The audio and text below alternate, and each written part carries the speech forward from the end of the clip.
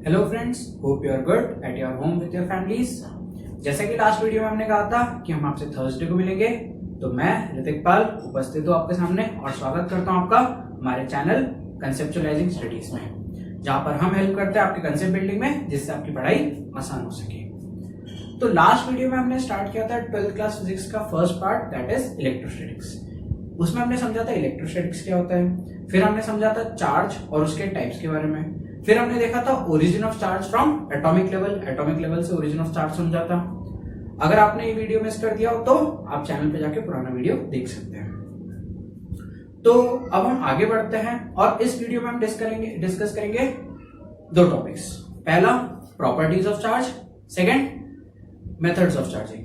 Properties of charge और methods of charging बहुत easy topics है, बस साथ में बने रहना है। तो पहला टॉपिक हमारा आता है properties of charge.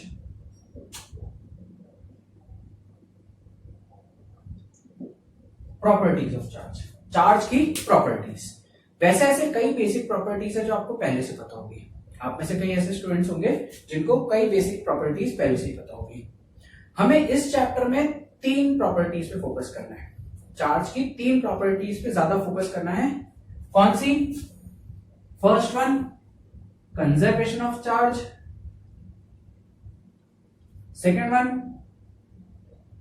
Quantization of charge, and third one additive nature of charge।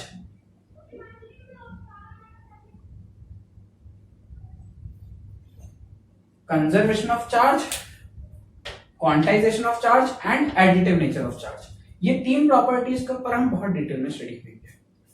तो इसके ऊपर बाद में जाते हैं। पहले कुछ बेसिक प्रॉपर्टीज समझ लें। पहली, जो आप में से कई लोगों को बहुत अच्छे से पता होगा, कौन सी? Like charges repel each other. Like charges repel each other and unlike charges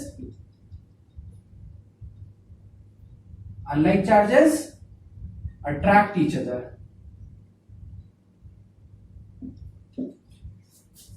Like charges repel each other and unlike charges attract each other. Like charges एक दूसरे को रिपेल करते हैं, अनलाइक चार्जेस एक दूसरे को अट्रैक्ट करते हैं।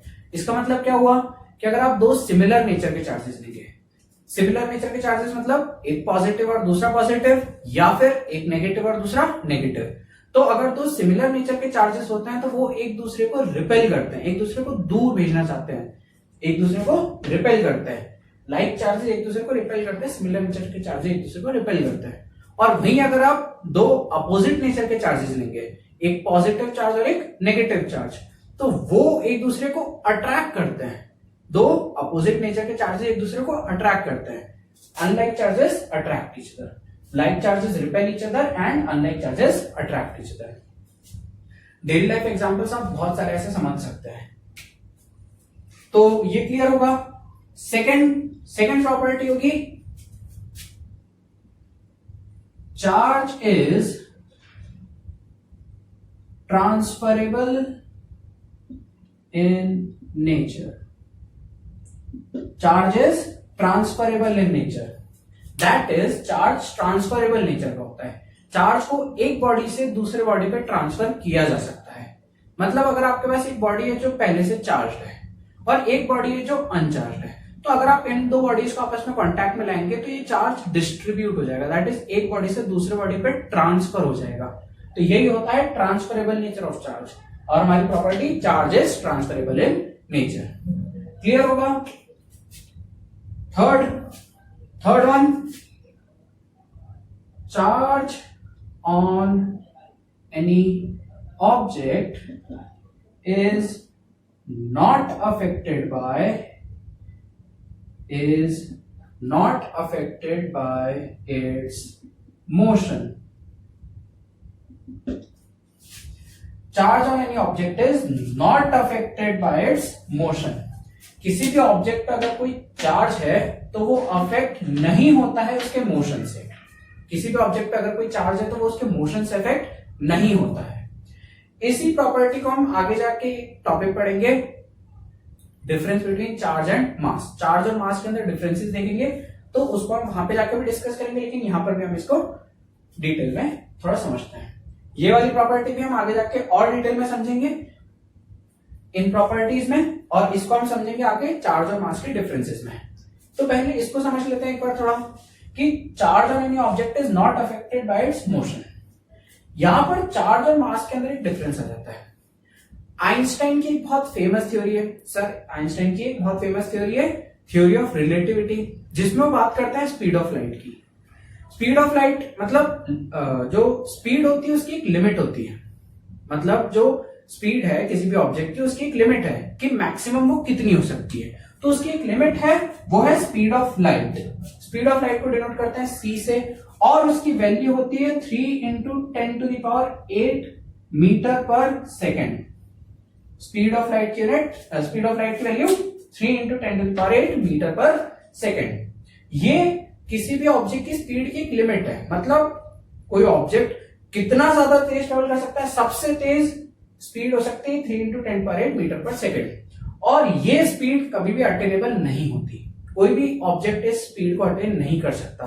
सिर्फ एक ही चीज है जो पूरे यूनिवर्स में स्पीड से ट्रेवल कर सकती है, that is light, speed of light.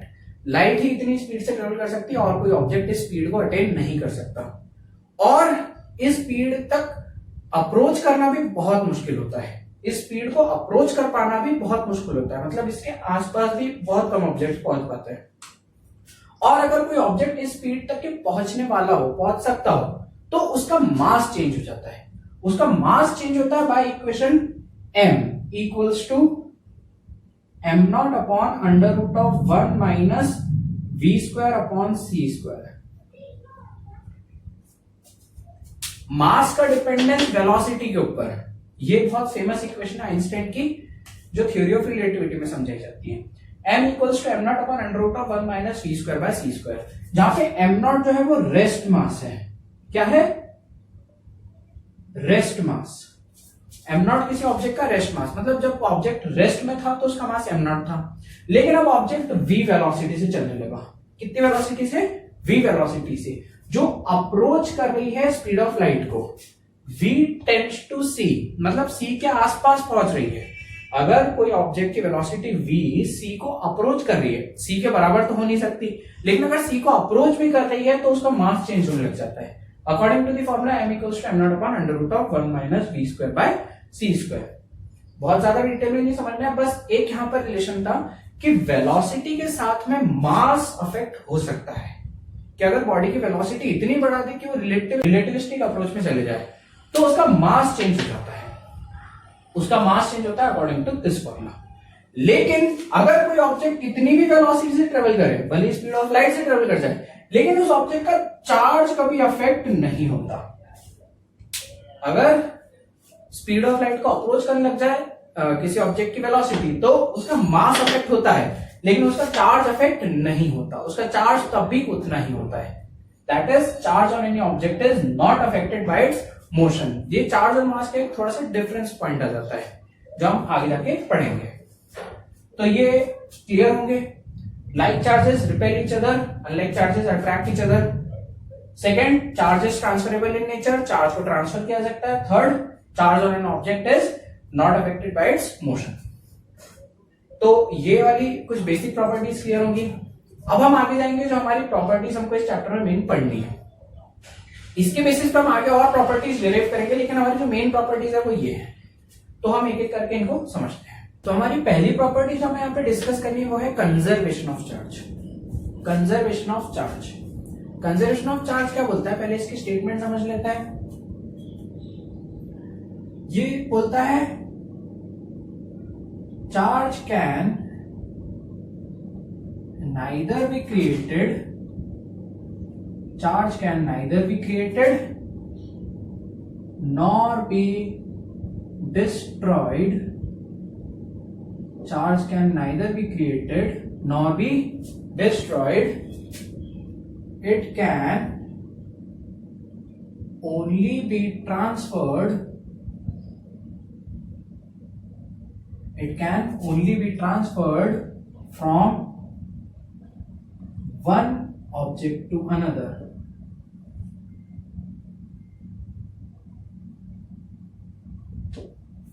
बहुत सिंपल सी statement, charge can neither be created nor be destroyed, it can only be transferred from one object to another. इसी की दूसरी डेफिनेशन, इसी को दूसरे फॉर्म में रिप्रेजेंट करा जाता है, the net charge of an isolated system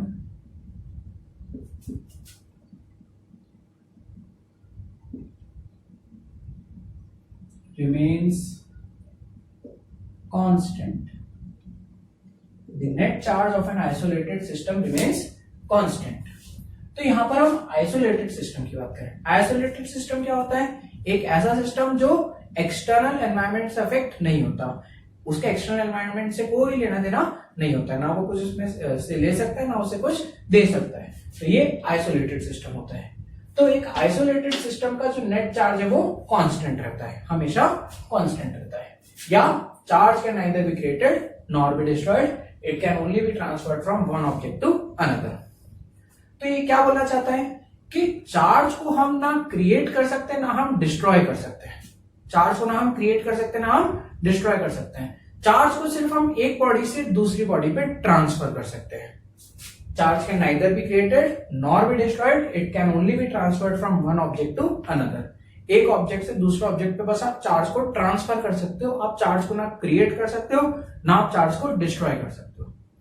यही प्रॉपर्टी हमने इससे पहले पढ़ी थी, चार्ज का ट्रांसफरेबल नेचर, कि चार्ज ट्रांसफरेबल नेचर का होता है, तो वही यहां पर आया।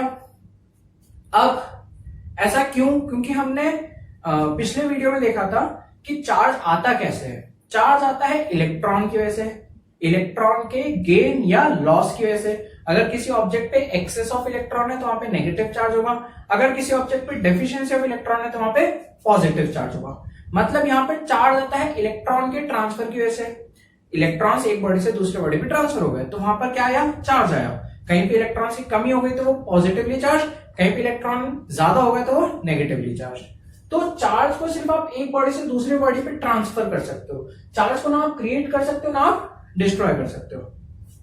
और यही प्रॉपर्टी यहां पर दूसरे फॉर्म में बताई गई कि आइसोलेटेड सिस्टम का नेट चार्ज कांस्टेंट होता है। मतलब एक ऐसा सिस्टम है जो एक्सटर्नल एनवायरनमेंट से ना चार्ज ले सकता है ना उसे चार्ज दे सकता है, तो उस सिस्टम का नेट चार्ज होगा वो कैसा रहेगा? कांस्टेंट रहेगा। उस सिस्टम के अंदर कोई नया चार्ज अपने आप क्रिएट हो जाए या डिस्ट्रॉय हो जाए, ऐसा नहीं हो सकता।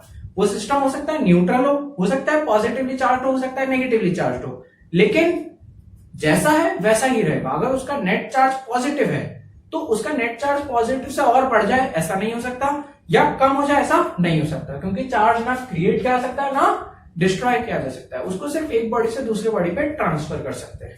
और आइसोलेटेड सिस्टम किसी एक्सटर्नल ऑब्जेक्ट से इंटरेक्ट नहीं कर सकता, इसीलिए उसका जो नेट चार्ज रहता है वो कैसा रहता है? कांस्टेंट। तो net charge of an isolated system remains constant, या फिर charge can neither be created nor be destroyed, it can only be transferred from one object to another. ऐसे बहुत सारा आपने कंजर्वेशन लॉज 11th क्लास में भी देखे होंगे। कंजर्वेशन ऑफ मास देखा होगा, कंजर्वेशन ऑफ एनर्जी देखा होगा, कंजर्वेशन ऑफ मोमेंटम देखा होगा। तो ये कंजर्वेशन लॉज है नेचर के। तो उसी तरह ये भी एक कंजर्वेशन लॉ है, law of conservation of charge. ये फंडामेंटल लॉ है फिजिक्स का, law of conservation of charge. तो वो क्या बोलता है? Charge can neither be created nor be destroyed, it can only be transferred from one object to another, या फिर net charge of an isolated system remains constant. हम physics में इसके बहुत सारे यूज देखते हैं, बहुत जगह देखने को मिलेगा। न्यूक्लियर फिजिक्स के अंदर जब भी हम न्यूक्लियर रिएक्शंस देखेंगे तो उसके अंदर कंजर्वेशन ऑफ चार्ज लगेगा ही लगेगा। फिर उसके बाद एनिहिलेशन, पेयर प्रोडक्शन, वहां पे भी हमको देखने को मिलेगा, और चार्जिंग के मेथड्स में भी एक जगह हमको देखने को मिलेगा। तो इसके यूजेस बहुत जगह हैं, तो ये प्रॉपर्टी ध्यान में रखनी है। Charge can neither be created nor be destroyed, it can only be transferred from one object to another. ये आपके लिए बहुत इंपॉर्टेंट प्रॉपर्टी है। अब बढ़ते हैं आगे। Second, quantization of charge.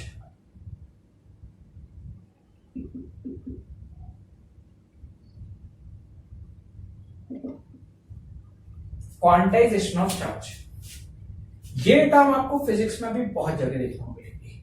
Quantum, quanta, quantization बहुत इंपॉर्टेंट टर्म हो जाती है अब से इस आगे वाले आने वाले फिजिक्स के लिए। तो क्वांटा, क्वांटम या क्वांटाइजेशन, इसका मतलब क्या होता है? इसका मतलब होता है पैकेट्स में। इसका मतलब होता है पैकेट्स में। तो पहले इसको समझ लेते हैं कि हमने समझा था कि चार्ज आता कैसे है, किसी भी ऑब्जेक्ट पे चार्ज कैसे आता है। चार्ज आता है इलेक्ट्रॉन्स की वजह से, और वो भी इलेक्ट्रॉन्स के ट्रांसफर की वजह से, इलेक्ट्रॉन्स के ट्रांसफर की वजह से। मान लेते हैं कि एटम है जिसके पास में 10 इलेक्ट्रॉन है। कितने इलेक्ट्रॉन है? 10 इलेक्ट्रॉन है। तो अब अगर उसको इलेक्ट्रॉन्स का ट्रांसफर करना है, उसे अपने ऊपर चार्ज लेना है, तो इलेक्ट्रॉन्स का ट्रांसफर करेगा। इलेक्ट्रॉन्स के ट्रांसफर की वजह से चार्ज आता है। तो वो इलेक्ट्रॉन्स का ट्रांसफर कैसे करेगा? एक बारी में इलेक्ट्रॉन जाएगा तो कितना इलेक्ट्रॉन जाएगा? 1 इलेक्ट्रॉन जाएगा, 2 इलेक्ट्रॉन जाएंगे, 3 इलेक्ट्रॉन जा सकते हैं। क्या हम ऐसा बोल सकते हैं 1.5 इलेक्ट्रॉन चला गया? क्या किसी ऑब्जेक्ट में से 1.5 इलेक्ट्रॉन जा सकता है एक बारी में, या 2.5 इलेक्ट्रॉन जा सकता है, या 5.4 इलेक्ट्रॉन जा सकते हैं एक बारी में? नहीं। इलेक्ट्रॉन जाएंगे तो कैसे जाएंगे? इंटीजर्स में जाएंगे। 1 इलेक्ट्रॉन जाएगा, 2 इलेक्ट्रॉन जाएगा, 3 इलेक्ट्रॉन जाएगा, 10 इलेक्ट्रॉन जाएंगे। क्या 5.5 जा सकता है? 4.8 इलेक्ट्रॉन जा सकते हैं? नहीं जा सकते। दैट इज इलेक्ट्रॉन्स का ट्रांसफर होगा तो कैसे होगा? इंटीजर्स के फॉर्म में होगा। इलेक्ट्रॉन्स अगर कहीं से आएंगे तो कैसे आएंगे? 1 इलेक्ट्रॉन आया, 2 इलेक्ट्रॉन आया, 3 इलेक्ट्रॉन आए, कहीं से 2.5 इलेक्ट्रॉन आ सकते हैं क्या? नहीं आ सकते। इलेक्ट्रॉन्स आएंगे तो इंटीजर्स के फॉर्म में आएंगे। तो क्वांटाइजेशन ऑफ चार्ज यही बोलता है कि अगर किसी भी बॉडी पे आपको चार्ज देखना है, किसी बॉडी पे अगर आपको नेट चार्ज निकालना है, तो वो नेट चार्ज जो होगा वो इंटीग्रल मल्टीपल होगा। इंटीग्रल मल्टीपल मतलब किसी इंटीजर का मल्टीपल होगा। किससे? चार्ज ऑफ इलेक्ट्रॉन से। किससे? चार्ज ऑफ इलेक्ट्रॉन से, क्योंकि यहां पर सबसे छोटी यूनिट ऑफ चार्ज हो गई वो इलेक्ट्रॉन हो गई। सबसे छोटी यूनिट ऑफ चार्ज इलेक्ट्रॉन का चार्ज हो गया, क्योंकि यहां पर इलेक्ट्रॉन ही जो है वो रिस्पॉन्सिबल है चार्ज का। तो यहां पर जो सबसे छोटी यूनिट ऑफ चार्ज हो गई वो हो गई इलेक्ट्रॉन। तो क्वांटाइजेशन ऑफ चार्ज बोलता है the net charge on any object, the net charge on any object is the integral multiple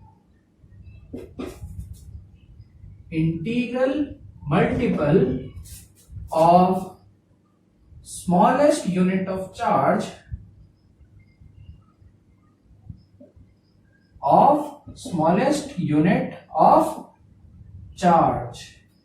that is charge of electron. किसी भी बॉडी पे जो नेट चार्ज आएगा वो इंटीग्रल मल्टीपल आएगा smallest unit of charge, that is charge of electron. तो यहां पर हमको एक और चीज क्लियर हो गई कि जो इलेक्ट्रॉन का चार्ज है वो स्मॉलेस्ट यूनिट ऑफ चार्ज है।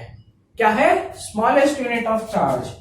ई जो हम लिखते हैं चार्ज ऑफ इलेक्ट्रॉन या चार्ज ऑफ प्रोटॉन भी होता है पॉजिटिव में, तो E जो है चार्ज ऑफ इलेक्ट्रॉन वो है 1.6 into 10 to the power -19 coulomb. इसकी वैल्यू हमने देखी थी चार्ज ऑफ इलेक्ट्रॉन की 1.6 into 10 to the power -19 coulomb, ये था। तो ये जो है ये सबसे छोटी यूनिट ऑफ चार्ज है।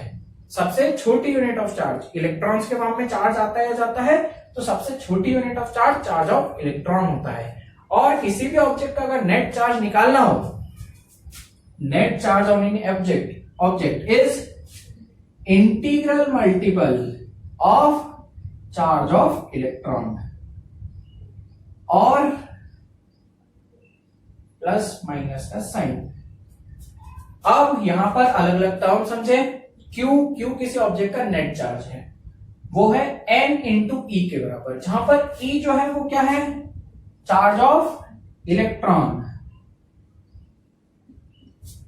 और n क्या है? n कोई इंटीजर है।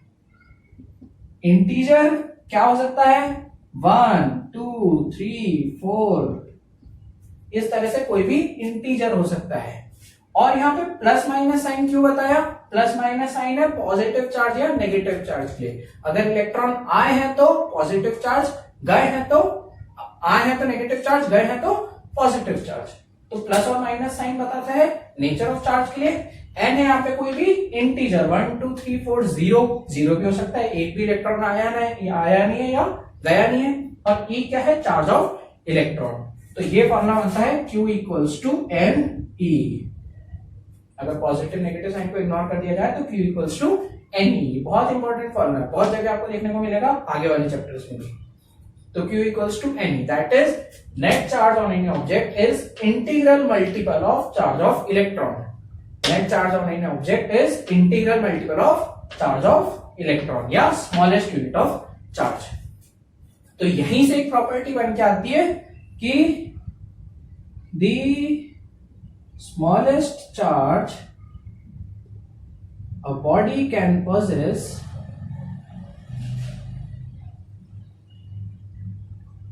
is the charge of electron. किसी बॉडी के ऊपर जो स्मॉलेस्ट चार्ज हो सकता है वो हो सकता है charge of electron, that is 1.6 into 10 to the power minus 19 coulomb. किसी बॉडी पे जो सबसे छोटा चार्ज हो सकता है वो होता है 1.6 into 10 to the power minus 19 coulomb. The net charge on an object is integral multiple of smallest unit of charge, that is charge of electron. E होता है 1.6 into 10 power minus 19 कूलम, ये charge of electron है। तो किसी body पे net charge निकालना हो तो वो आएगा plus minus n into E, जहां पे E है चार्ज ऑफ इलेक्ट्रॉन और n है कोई integer. Q equals to NE formula होता है।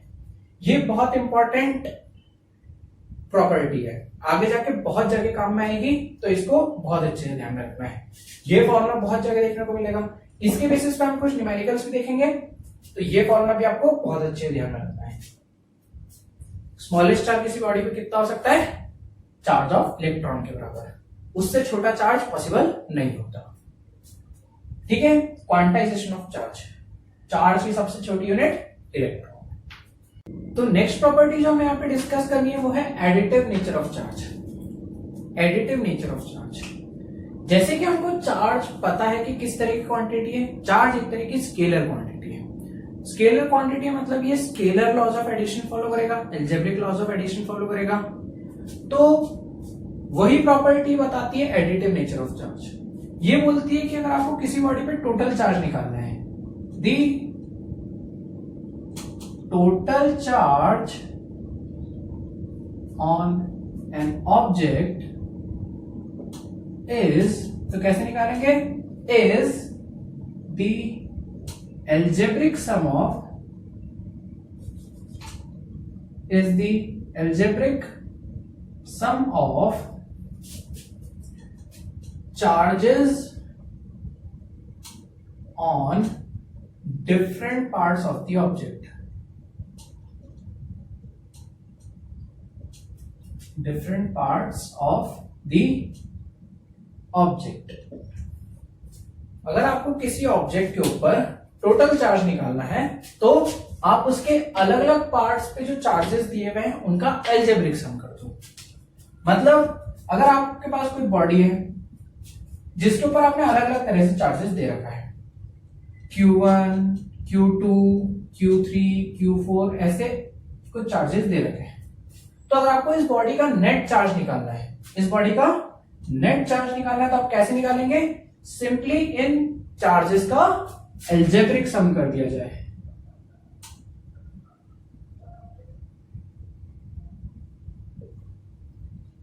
तो किसी बॉडी का नेट चार्ज आ जाएगा, टोटल चार्ज आ जाएगा।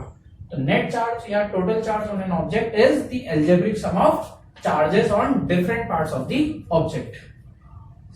डिफरेंट पार्ट्स का चार्ज निकाल के उनका एल्जेब्रिक सम कर दिया जाए तो टोटल चार्ज आ जाएगा ऑब्जेक्ट का। और यहां पर एक और चीज ध्यान में रखनी है कि अगर मान लीजिए कोई सा चार्ज नेगेटिव हो, कोई सा चार्ज यहां पर नेगेटिव हो, तो यहां पर उसको सबट्रैक्ट किया जाएगा। जैसे एक एग्जांपल से समझते हैं कि एक ऑब्जेक्ट है जिसके ऊपर 1 कूलम, 2 कूलम, 4 कूलम और 7 कूलम, ये चार्जेस अलग अलग तरह से प्रेजेंट है। तो इस ऑब्जेक्ट के ऊपर जो नेट चार्ज निकाला जाएगा वो आएगा इन सारे चार्जेस का algebraic sum, that is 1 coulomb plus 2 coulomb plus 4 coulomb plus 7 coulomb. इन सबको ऐड करेंगे तो आएगा 14 कूलम, तो नेट चार्ज 14 कूलम आ गया। लेकिन अगर वहीं पे एक ऑब्जेक्ट होता है जिसके ऊपर अलग अलग चार्जेस दिए होते हैं, 1 coulomb, -2 coulomb, 4 coulomb and 7 coulomb, तो अब इस ऑब्जेक्ट के ऊपर नेट चार्ज निकालना है तो क्या होगा, 1 coulomb plus -2 coulomb plus 4 coulomb plus 7 coulomb. तो ये सॉल्व हो क्या आएगा, प्लस माइनस -1 -2 -1 प्लस 4 3 प्लस 7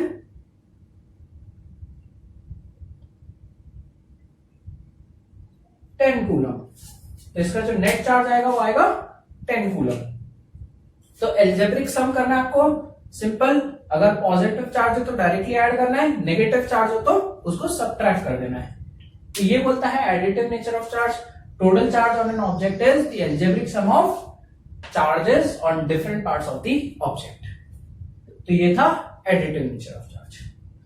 यहां से एक और चीज समझ में आती है कि किसी बॉडी के ऊपर नेट चार्ज जो हो सकता है वो 0 भी हो सकता है, वो पॉजिटिव भी हो सकता है और वो नेगेटिव भी हो सकता है।